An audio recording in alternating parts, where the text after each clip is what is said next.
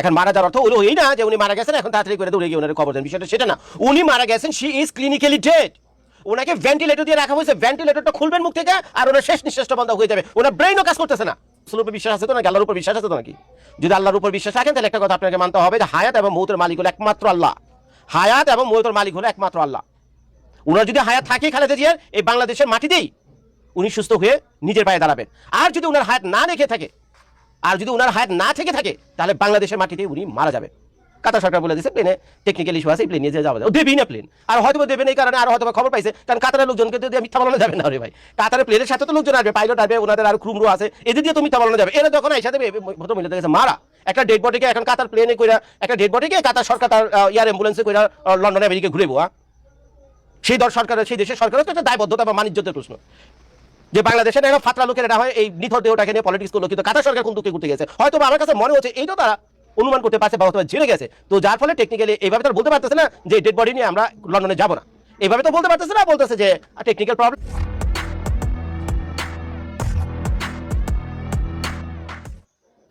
তো ভাই শেষ পর্যন্ত বেগম খালেদা জিয়ার আর লন্ডন যাওয়া হলো না, বেগম খালেদা জিয়ার আর লন্ডনে যাওয়া হলো না। আর এটা যে হবে না সেটা আমি আগে থাকতে জানতাম। এখন আমরা মুখ্য সূক্ষ্ম মানুষ, আমাদের আর কে জেনে, বুঝছেন? আমাদের কথা তো আপনি গুরুত্ব দেন না, পাতা দেন না, মনে করেন ফাইজলামি করি, মনে করেন ফাইজলামি করি।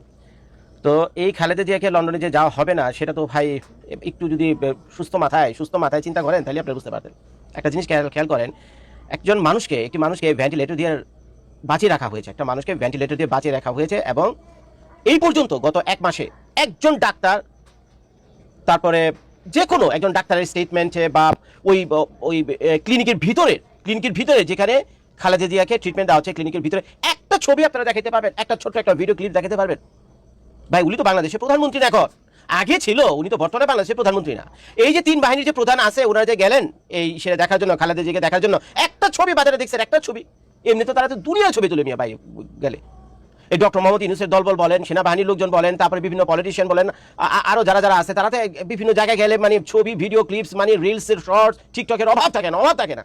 তো এখন এই খালেদা জিয়ার ব্যাপারে গত এক সপ্তাহ ধরে একটা ছবি আমাকে দেখান যে জজ ভাই এই ছবিটা আছে, এই যে দেখেন সেনাবাহিনীর মিলিটারি প্রধান ওয়াকারুজ্জামান সাহেব ওখানে গেছেন, এই যে দেখেন ভাই যে তার সাথে কিছুটা দূরে দাঁড়িয়ে থেকে হলো কথাবার্তা বলতেছে বা দোয়া দরুদ পড়তেছে। দেখছেন এই ধরনের ছবি যদি এরকম একটা ছবি দিত ফেসবুক, ইউটিউবে, আমরা যদি দেখতাম বা নিউজে আসতো, কি ক্ষতিটা হইতো? হ্যাঁ, বাইরে টিভি ক্যামেরাম্যান বা সাংবাদিক ঢোকার দরকার নেই, আরে ভাই পকেট থেকে সেলফোন বের করে তো ছবি ভিডিও করা যায়। তো মানুষের সাথে এরকম ফাত্রামি করার মানেটা কি? আমি তো গত 3 দিন ধরে বলতেছি, বুঝছেন, উনি মারা গেছে, আমি এখনো দাবির সাথে বলতেছি খালেদা জিয়া মারা গেছেন। এখন মারা যাওয়ার অর্থ হলো এই না যে উনি মারা গেছেন এখন তাড়াতাড়ি করে দৌড়ে গিয়ে ওনার কবর দেন, বিষয়টা সেটা না। উনি মারা গেছেন, শি ইজ ক্লিনিক্যালি ডেড। ওনাকে ভেন্টিলেটর দিয়ে রাখা হয়েছে, ভেন্টিলেটরটা খুলবেন মুখ থেকে আর ওনার শেষ নিঃশ্বাসটা বন্ধ হয়ে যাবে, ওনার ব্রেইনও কাজ করতেছে না। একটা মানুষের যখন ব্রেন 3-4 দিন সপ্তাহ ধরে কাজ না করে তখন ডাক্তার অ্যানাউন্স করে শি ইজ ক্লিনিক্যালি ডেড, কিন্তু ডাক্তাররা যেটা বাইরে এসে বলবে এটা বলতে দিতেছে না সরকার। এখানে শুরু হয়ে গেছে রাজনীতির খেলা। ডক্টর ইউনূসের দলবল চিন্তা করতেছে, হাই রে এই মুহূর্তে যদি এখন খালেদা জিয়ার কিছু হয়ে যায় তাহলে আমাদের উপরে এসে দোষ পড়ে, কারণ উনি খুব একটা অবস্থায়, খুব একটা নাজুক অবস্থায়, উনি সশস্ত্র বাহিনী দিবসে উনি ঘরের বাইরে গিয়েছেন সেখানকার চা কফি খাওয়ার জন্য, পোলাও কোরমা খাওয়ার জন্য।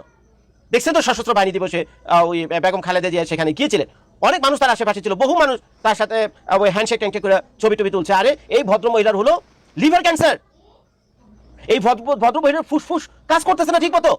আর ফুসফুস মানে কি, যে নিঃশ্বাসটা নেন না, অক্সিজেনটা নেন না, এটা প্রথমেই যে নাক দিয়ে প্রথমেই যে ফুসফুসে, তারপরে শরীরের অন্যান্য অঙ্গ প্রত্যঙ্গে, সেই ফুসফুসে যদি ঠিক মতো কাজ না করে, যাদের কিনা এই ধরনের ফুসফুস ঠিক মতো কাজ না করে যেসব পেশেন্টে, তাদের তো ঘরে বাইরে নিয়ে যাওয়া ভেরি ডেঞ্জারাস, কারণ বাতাসের ভিতরে রয়েছে নানা রকম জীবাণু, জার্ম।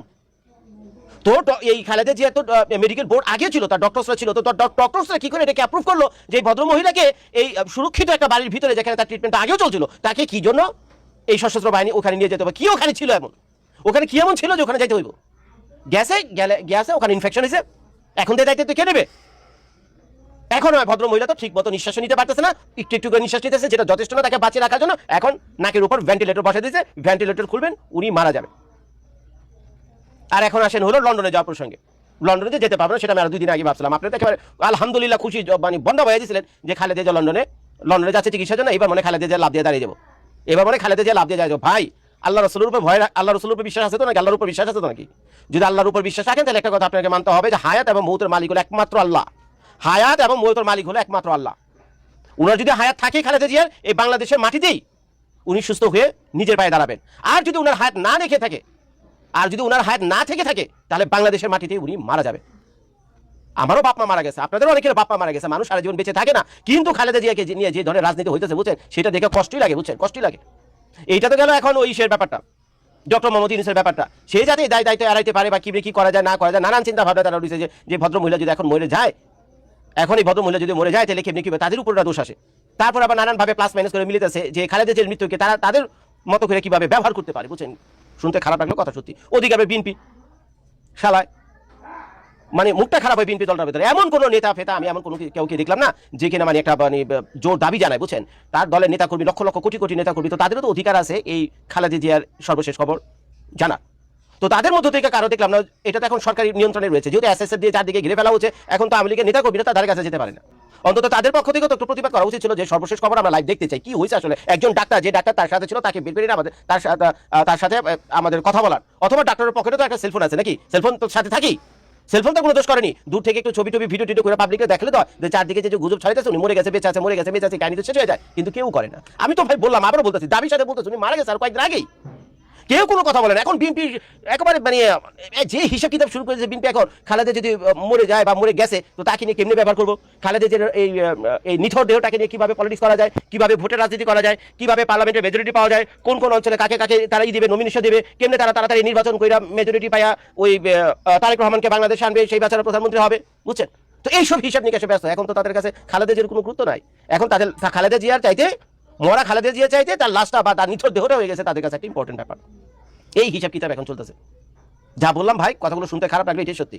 তারপরে আসেন কাতার এয়ারলাইন সম্পর্কে, দুনিয়ার কোনোদিন কোথাও শুনছেন রে ভাই কাতার? কি আর কমো ভাই, কি আর কমো ভাই, শালায় আমরা কি ভাই এতই কাঙ্গাল? আমরা কি এতই কাঙ্গাল?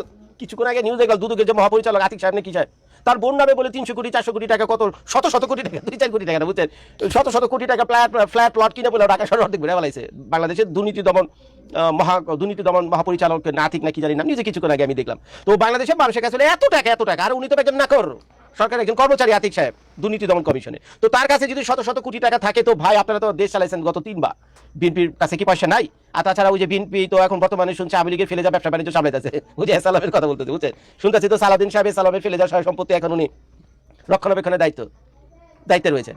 এখন পয়সা তো কামিতে আছে তো ভাই, সবার কাছে পয়সা। আর তাছাড়া প্রতিদিন তারা চাঁদা তুইলা বিভিন্ন জায়গা থেকে লুটপাট করে যে পয়সা রোজগার করছে, এও তো যথেষ্ট। তাহলে ভাই আপনারা যে কোটি কোটি সমর্থক রয়েছেন এই বিএনপির, আপনাদের কি ভাই মুরুদ নাই? সবাই চাঁদা তুলে একটা এয়ার অ্যাম্বুলেন্স বিদেশ থেকে ভাড়া না ভাই? আপনাদের কাছে যে টাকা আছে এই টাকা দিয়ে 100 বার কাতার লাগবে না, 100 বার আমেরিকা থেকে এয়ার অ্যাম্বুলেন্স, পৃথিবীর সবচেয়ে অত্যাধুনিক হলো আমেরিকার এয়ার অ্যাম্বুলেন্স। তো আমেরিকার যত নামি দামি কোম্পানি আছে বা হসপিটাল আছে, তো তাদের কাছ থেকে একটা এয়ার অ্যাম্বুলেন্স ভাড়া নেন, রেন্টে নেন না, পয়সা নাই নাকি?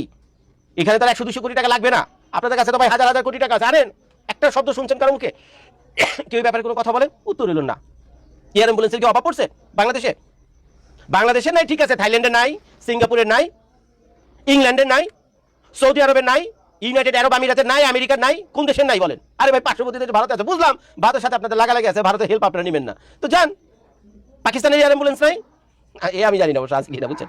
তো আপনাদের তো ভাই পয়সা আছে, সেই কাতারের বাদশা নিজে গায়ে পয়রা অফার দিচ্ছে যে তোমাদের নেত্রী এভাবে মারা যাইতেছে, দেখা কষ্টই লাগে, সবাই খালি দোয়া করো, দূর থেকে দোয়া করো, কেউ তো পকেটে একটা পয়সা খরচ করো না, যাও এই ভদ্রমহিলাকে নিয়ে লন্ডনে নিয়ে যাও। এখন সাধারণ কোনো প্লেন তো আর নিয়ে এইভাবে যাওয়া সম্ভব না, কারণ আগেই বলছিলাম তার পুরো প্লেনের ভিতরে সেই ধরনের ট্রিটমেন্ট ব্যবস্থা থাকতে হবে, যেটা কিনা সেম ট্রিটমেন্ট উনি এখন বর্তমানে ক্লিনিকে পাচ্ছে, এটাকে ওই প্লেনের ভিতরে ট্রান্সফার করতে হবে, ডক্টর সহ তাকে ওভাবে নিয়ে যেতে হবে, এটাই স্বাভাবিক ব্যাপার। তো এই জন্য কাতার সরকার গায়ে পড়ে একটা অফার করছে যে তোমাদের নেত্রীকে, তোমরা যেহেতু এত কাঙ্গাল, তোমাদের নেত্রীকে লন্ডনে নিয়ে যাওয়ার মতো পয়সা তোমাদের নাই, একটা অ্যাম্বুলেন্স ভাড়ার মতো নাই, যাও জায়গা একটা আমি তোমাদের দিলাম। তো এইটা বাংলাদেশের পত্রপত্রিকা 2 দিন ধরে একেবারে গরম করে ফেলাইছে গেছে। কাতার সরকার এখন বলে দিয়েছে আমাদের প্লেনে যান্ত্রিক ত্রুটি, কেন বেটা তোমাদের কাছে প্রমিস করে ঠেকা হয়নি বেটা। কাতার সরকার বলে দিয়েছে প্লেনে টেকনিক্যাল ইস্যু আছে, প্লেন নিয়ে যাওয়া যায়, দেবি না প্লেন, আর হয়তো দেবে না, এই কারণে আর হয়তো খবর পাইছে, কারণ কাতারের লোকজনকে যদি মিথ্যা বলানো যাবে না রে ভাই, কাতারের প্লেনের সাথে তো লোকজন আসবে, পাইলট আসবে, ওনাদের আর ক্রুমরু আছে, এদের দিয়ে তো মিথ্যা বলানো যাবে। এরা যখন এসে দেবে ভদ্রমহিলাদের কাছে মারা একটা ডেড বডিকে, এখন কাতার প্লেনে কইরা একটা ডেড বডিকে কাতার সরকার তার এয়ার অ্যাম্বুলেন্সে কইরা লন্ডনে আমেরিকা ঘুরে বোয়া, সেই সেই দেশের সরকারের একটা দায়বদ্ধতা বা মানিজ্যতের প্রশ্ন, যে বাংলাদেশের এরা ফাতরা লোকের এটা হয় এই নিথর দেহটাকে নিয়ে পলিটিক্স করলো, কিন্তু কাতার সরকার কোন দিকে ঘুরতে গেছে হয়তো আমার কাছে মনে হচ্ছে এইটাও তারা অনুমান করতে পারছে বা হয়তো জেনে গেছে। তো যার ফলে টেকনিক্যালি এইভাবে তারা বলতে পারতেছে না যে ডেড বডি নিয়ে আমরা লন্ডনে যাবো না, এইভাবে তো বলতে পারতেছে না, বলতেছে যে টেকনিক্যাল প্রবলেম তোমাদেরটাকে নিয়ে বুঝো। কোনো লন্ডন ফন্ডন কোথাও যাওয়া হচ্ছে না ভাই, এই ডেড বডি কোথাও যাবে না, বুঝছেন? এই যে 2-4 দিন ধরে এখানে দেখতেছে, 2-4 দিন ধরে নাটক চলতেছে যে এই নিথর দেহ ডেড বডি কিনে কে কিভাবে ব্যবসা করতে পারে, কে কিভাবে পলিটিক্স করতে পারে, কার কেমন সুবিধা অসুবিধা হয়, এগুলো নিয়ে হলো ভাই সবাই হলো ব্যস্ত। বেশি কিছু কইলে আপনার মনে কষ্ট পেয়ে যাবেন। ভিডিওটি দেখার জন্য সবাইকে ধন্যবাদ।